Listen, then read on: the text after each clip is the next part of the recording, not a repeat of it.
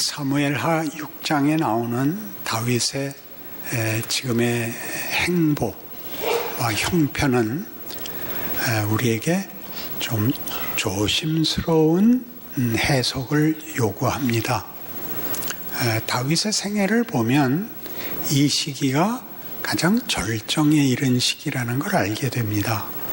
그는 왕으로 기름 부음을 받고도 오랜 동안 그 사울의 위협 속에 피난살이를 해야 됐었고, 그 어려움을 원망하거나 보복하지 않고 잘 견디고 사울의 죽음을 슬퍼하고 또 북쪽의 11지파의 반대를 시간이 걸려서 마음으로부터 항복을 받아내어 통일왕국의 왕이 되고, 그리고 그 시온 산성이라는 여부스 족속이 자랑하는 견고한 성을 빼앗아 그의 성으로 삼고, 두로왕 히람이 그 백향목과 목수들을 보내어 아름다운 성을 궁정도 짓게 합니다. 이쯤 되면 우리가 생각할 때는 그 뒤에는 이 모든 간난을 겪고 등극한 자리에서 우리 생각에 휘황찬란한 어떤 왕으로서의 영광과 업적을 남겼을 거라고 당연히 예상이 되는데, 성경은 그 이후의 다윗의 생애는 그렇게 통쾌하지 않고 납득이 가지 않는 일에 묶여 있는 걸 발견하게 됩니다. 이 일이 다윗을 이해하기 위하여 필요한 것이 아니라 우리 모든 예수를 믿는 성도들이 그런 하나님을 알지 못하고 제멋대로 살던 자리에서 은혜를 입고 감격과 그 항복 속에 시작한 신앙생활이 그 생각같이 형통하지도 자랑스럽지도 않다는 현실과 부합된다는 사실. 그래서 다윗의 이 후반부 인생을 이해하는 것이 우리의 신자된 현실을 이해하는데 매우 중요한 뭐라 그래요? 빌미 혹은 그 클루인데 그걸 뭐라 그러죠?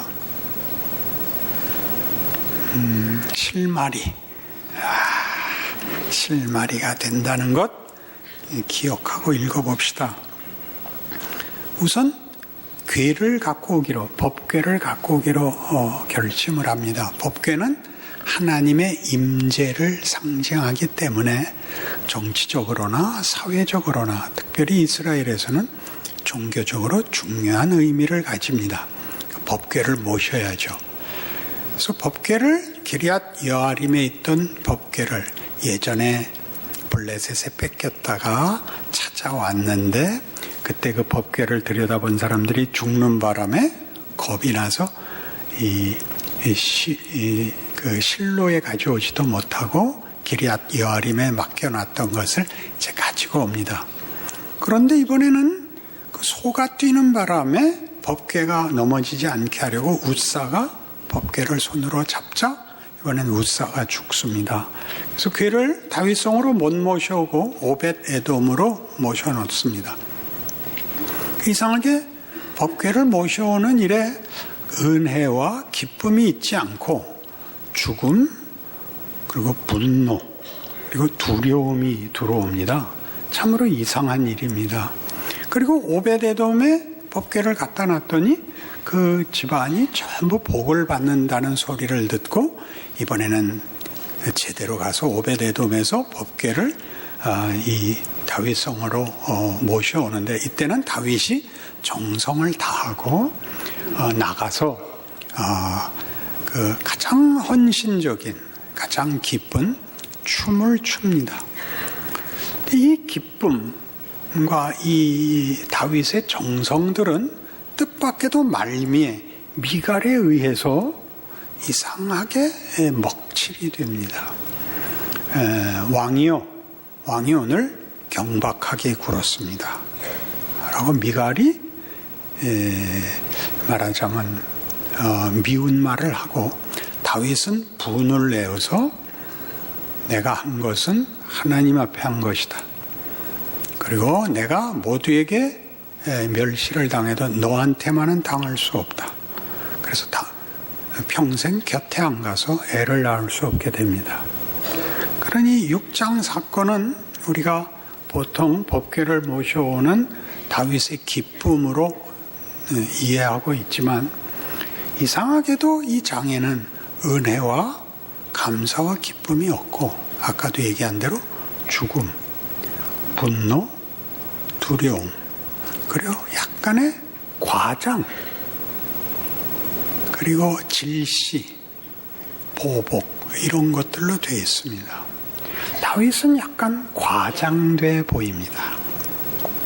그래서 우리 더 가면서 다윗의 후반기를 이해하는데 더 깊은 이해를 필요로 하는 내용으로 들어가겠습니다마는, 오늘 이 사건은 우리가 생각하는 다윗이 순종하고 인내하고 믿음을 지켜서 얻은 승리가 그 이후에 그 승리가 마땅히 가져야 할 영광과 기쁨으로 가지 못한다 하는데, 우리가 일단 잠시 멈춰 생각을 해야 합니다. 성령 충만을 받는 것이 우리가 기대하는 것 같이 어떤 사건, 어떤 경험, 어떤 충격, 어떤 감동이 아니라 술 취하는 것과 비교된, 술 취하여 시간을 낭비하지 마라. 술 취한다는 것이 방탕하다는 것은 허비한다는 것입니다. 그 시간들을 성령으로 채워라, 이렇게 나오는 것입니다. 왜냐하면 세월을 아끼라 합니다. 세월을 아끼라. 어리석은 자가 되지 마라. 지혜를 가져라. 너희에게 준 세월이 무엇인가 기억하여 성령을 채우라. 그러니까 우리가 기대하는 것은 이 다윗의 승리와 같이 우리가 예수를 믿고 우리 마음에 항복과 고백과 헌신이 있고 기대하면 그 다음부터는 놀라운 어떤 업적들, 주를 위한 통쾌한 인생의 내용이 담길 걸로 알고 있는데, 성경이 하는 얘기는 그 세월, 그 시간을 성령으로 채워야 하는, 생각하고 집중하고 분별하고 노력해서 그 하루하루를 헛되게 하지 말아야 되는 것이라고 얘기합니다. 아직 그 말이 실감나지 않고 문맥이 연결이 아직 안 될 것입니다. 그 뒷얘기를 읽으면 무슨 얘기인지 알게 됩니다. 22절. 아내들이여 자기 남편에게 복종하기를 주께 하듯 하라. 이는 남편이 아내의 머리됨이 그리스도께서 교회의 머리됨과 같음이니 그가 바로 몸의 구주시니라. 그러므로 교회가 그리스도에게 하듯 아내들도 범사에 자기 남편에게 복종할지니라. 남편들아 아내 사랑하기를 그리스도께서 교회를 사랑하시고 그 교회를 위하여 자신을 주심같이 하라. 이는 곧 물로 씻어 말씀으로 깨끗하게 하사 거룩하게 하시고 자기 앞에 영광스러운 교회로 세우사 티나 주름 잡힌 것이나 이런 것들이 없이 거룩하고 흠이 없게 하려 하심이라. 이와 같이 남편들도 자기 아내 사랑하기를 자기 자신과 같이 할지니 자기 아내를 사랑하는 자는 자기를 사랑하는 것이라. 누구든지 언제나 자기 육체를 미워하지 않고 오직 양육하여 보호하기를 그리스도께서 교회에게 함과 같이 하나니 우리는 그 몸의 지체임이라. 왜 갑자기 부부 얘기가 나올까요?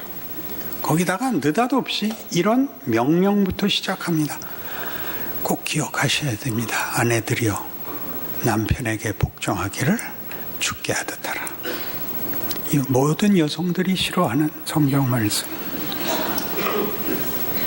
남편들아 아내 사랑하기를 주께서 교회를 위하여 자신을 주심같이 하라. 이런 명령이 느닷없이 나오는 것은, 부부가 되는 것은 하나님이 정하신 것이다.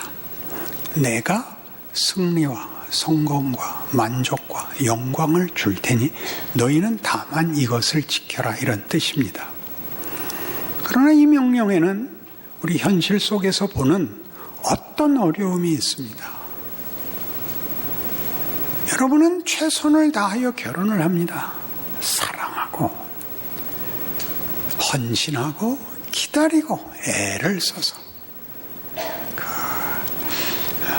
장인이 될, 장모가 될 집에 찾아가서 무릎을 꿇고 따님을 달라고 빌고 많이 먹지 않는 밥을 2그릇씩 먹고 맛없는 반찬을 먹고 데이트하면서 이 여인의 모든 소원을 들어주고 모든 까탈스러움을 참고 결혼을 합니다. 마찬가지입니다. 여자도. 장차 시어머니 될 사람한테 가서 눈내리 깔고 평생 무릎 꿇고 살 것 같이 하고 어떻게 해서든지 같이 살게만 해준다면 평생에 그런 은혜가 없습니다. 그렇게 모든 난관을 극복하고 마침내 결혼을 합니다. 결혼식장에 나이 든 사람들은 축하러 오는 사람이 없습니다. 혀를 차지요. 너희 이제 시작이다. 그렇죠? 얼마나 현실적입니까? 그 애를 태우고 그 소원을 하고, 이 사람이 없으면 내가 죽는 게 낫다.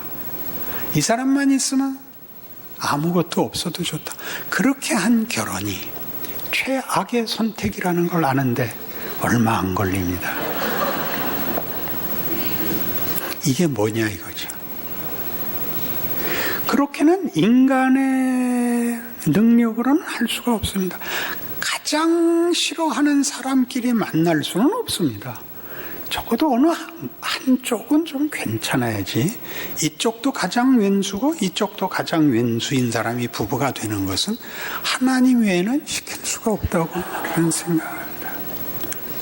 누구랑 살아도 이 사람만 아니라면 이거보다 나을 거다. 우리가 결혼 생활에서 만나는 현실입니다. 거기서 정신을 차려야 되는 거죠. 이게 일을 한다고 하나님이 말씀하시는 겁니다. 네 소원, 네 기대보다 큰 걸 만든다. 네가 가졌던 사랑이 만든 것은 웨딩드레스 입는 게 다였다. 내가 만들려는 건 그것과 비교가 안 된다. 이렇게 성경이 얘기하는 거죠.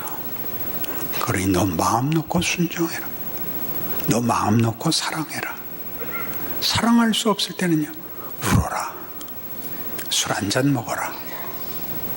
너 바가지 긁어라. 얼마든지 허락하는 그 속. 이것이 사랑하는 사람이 아니라 왼수 같고, 여러분에게는 가장 큰 족쇄 같고 걸림돌 같고 여러분을 막는 가장 큰 장벽 같지 않습니까? 여러분, 이 문제에 대한 성경에 아주 중요한 증언이 있습니다. 요셉이죠. 한 사람을 앞서 보내셨으며 요셉이 종으로 팔렸도다. 그 발은 착고를 차고 그 몸은 쇠사슬에 매었으니 곧 여호와의 말씀이 응할 때까지라. 그 말씀이 저를 단련하였도다. 요셉은 자기의 처지에 하나도 희망을 가질 게 없습니다. 그것은 억울할 뿐만 아니라 고통스러운 것이고, 그는 가질 수 있는 게 절망밖에 없습니다. 그러나 하나님은 거기서 그를 총리로 만듭니다. 학원도 못 갔고 쓸만한 사람 만나지 못한 자리에 고통으로 혼비백산한 넋이 빠진 자리에서 하나님은 그를 총리로 세우고, 그가 총리가 되었을 때 성경은 증언하기를 그가 백관을 제어하고 지혜로 장로들을 교훈하였도다. 이렇게 기록합니다. 하나님이 우리에게 뭘 만드시려고 하고 뭘 뚫으려고 하는지 아시겠습니까? 결혼 생활을 하면 변하는 게 있습니다. 쉬운 욕심, 쉬운 해답을 다 포기해야 됩니다.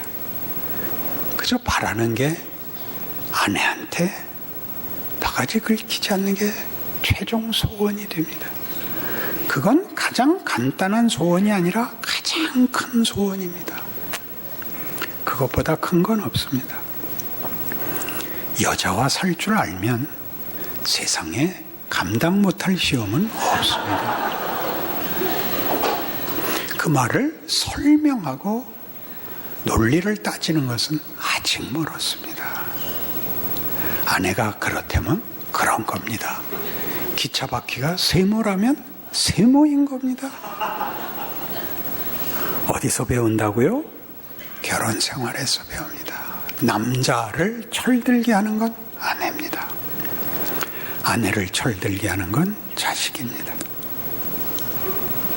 자식한테는 꼼짝도 못하죠. 하나님의 기이한 선물입니다. 오죽하면 아들이 군대를 가게 되자 펑펑 울던 아내가 기도하여 응답을 받아가지고 들어옵니다.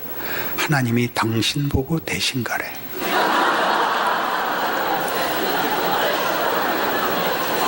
당신은 한 번 가봤잖아. 뭘 배운다고요? 우리는 거기서 다른 소원 다 말고 한 여인을 웃음 짓게 하는 것, 한 아들을 훌륭하게 하는 것을 위하여 당연히 희생하고 당연히 인내하게 됩니다. 만들 수 없는 것입니다. 성공은 인내를 만들지도 성공은 희생을 만들지 않습니다. 성공은 헛바람을 잡는 것 같습니다. 그 세상의 위협과 기만 앞에서 인간의 진정한 내용을 만드는 것은 하나님이 바로 여기서 하십니다. 가정은 평화롭지 않습니다. 하나 이기면 다음 문제가 옵니다. 평생 시달리면 여러분 훌륭해지신다는 것을 약속할 수 있습니다. 이걸 여러분이 억울해하실 필요가 없는 것은 우리가 훌륭해질 뿐만 아니라 이 기록은 뒤에 이렇게 연결됩니다. 그러므로 사람이 부모를 떠나 그의 아내와 합하여 그 둘이 한 육체가 될지니 이 비밀이 크도다. 나는 그리스도와 교회에 대하여 말하노라. 이것이 신자들의 존재론이랍니다. 우리는 다 그리스도께서 부부가 결합되듯이 당신을 우리에게 준 존재랍니다. 부부는 서로에게 원망을 할 수 있지만 상대의 잘못이 있지만 예수님은 잘못이 없음에도 우리와 당신을 묶어서 우리가 하는 대로 다 따라오십니다. 우리가 말 안 들었을 때는 하나님이 잠깐 별거하시지 않습니다.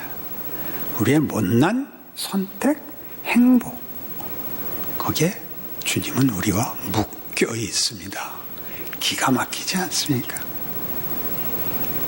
보여주고 싶지 않은데 우리가 실력 없는 자리에 주님은 마치 그게 나인 것처럼 그리스도 당신의 것인 것처럼 따라 들어오십니다. 그것이 예수께서 우리를 위하여 자신을 주신 것입니다. 죄에서 꺼낼 뿐만 아니라 하나님의 자녀로 만들어 그의 완성을 위하여 주께서 볼지어다 세상 끝날까지 내가 너희와 항상 함께 있을 것이니라입니다. 이것이 기독교인의 존재론이며 인생관이며 소망이며 비밀입니다. 그러니 이 일에 대한 성경의 많은 고백들을 우리는 사실 지금 우리가 이럴 리가 없다고 생각하는 이 우리의 평범하고 늘 실패하고 하찮아 보이는 우리의 일상 속에 하나님이 큰 일을 이룬다는 사실을 모르니까 내 감격, 내 고백, 내 기대, 헌신에 왜 하나님이 보상하지 않는가로 우리는 매일 체념하거나 원망하다 만다는 거죠. 내가 뭘 더 바라겠습니까, 주님? 그저 욕 안 하고 살게 해주십시오. 욕 안 먹고 살게 해주십시오. 여기에 머무는 것은 우리 우리 금방 읽은 술 취하지 말라 이는 방탕한 것이니 오직 성령으로 충만함을 받으라. 얼마나 일상이 이 아무것도 아닌 것이 큰 일을 담아내고 있는지 모르는 것입니다. 십자가는 믿지 않는 자들에게는 미련한 것이요 믿는 우리에게는 하나님의 지혜요 하나님의 능력이니라. 그 말이 안 되는 곳에 가장 큰 본문을 담았다는 사실이 놀랍지 않습니까? 우리가 이 컨텍스트가 물건을 담는 컵이, 그릇이, 대야가 얼마나 휘황찬란하냐가 아니라 거기에 뭘 담았냐죠. 거기에 기적의 물을 담을 수 있습니다. 그거 한 컵 먹으면 영원히 살고 영광과 명예를 아는 자가 되는 내용들이 매일 담깁니다. 금간 컵에 흙 묻은 바가지에 그것이 하나님이 우리에게 주시고 매일 하시는 일입니다. 이 일이 너무 힘들어서 이렇게까지 비명을 질렀습니다. 욥기 7장입니다. 구약성경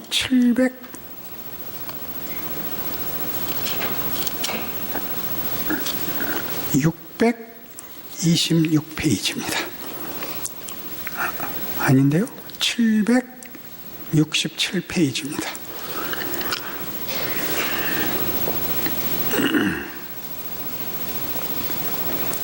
7장 16절. 내가 생명을 싫어하고 영원히 살기를 원하지 아니하오니 나를 놓으소서. 내 날은 헛것이니이다. 사람이 무엇이기에 주께서 그를 크게 만드사 그에게 마음을 두시고 아침마다 권징하시며 순간마다 단련하시나이까. 주께서 내게서 눈을 돌이키지 아니하시며 내가 침을 삼킬 동안도 나를 놓지 아니하시기를 어느 때까지 하시리이까. 사람을 감찰하시는 이여 내가 범죄하였던들 주께 무슨 해가 되오리이까. 어찌 나를 당신의 관역으로 삼으셔서 내게 무거운 짐이 되게 하셨나이까. 주께서 어찌 내 허물을 사하여 주지 아니하시며 내 죄악을 제거하여 버리지 아니하시나이까. 내가 이제 흙에 누우리니 주께서 나를 애써 찾으실지라도 내가 남아있지 아니하리다. 이 비명은 충분히 공감이 가죠. 내가 왜 살아서 이 꼴을 보게 하십니까? 이게 아닙니까? 내가 뭘 잘못해서 하나님 이런 형벌을 주십니까? 내가 왜 울어야 합니까? 내가 왜 억울해야 합니까? 주님, 나는 누구보다도 진심을 갖고 있습니다. 하나님의 대답은 그겁니다. 안다. 네가 나에서 기대하는 것보다 나는 너에게 더 큰 목적을 가졌기 때문에 너를 눈물 골짜기로 인도한다. 그것이 너에게 영광이 되고 네 감사가 될 것이다. 내가 약속하마. 우리는 뭐라 그런다고요? 내까지 것에 왜 신경 쓰셔서 나를 이렇게 고생을 시키십니까? 자식이 부모한테 그러는 거죠.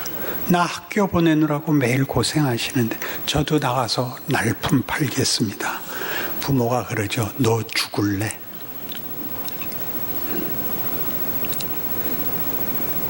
욥기 42장에 이 모든 고난과 이 원망을 지나 답을 찾게 된 욥의 고백이 나옵니다. 42장 1절입니다.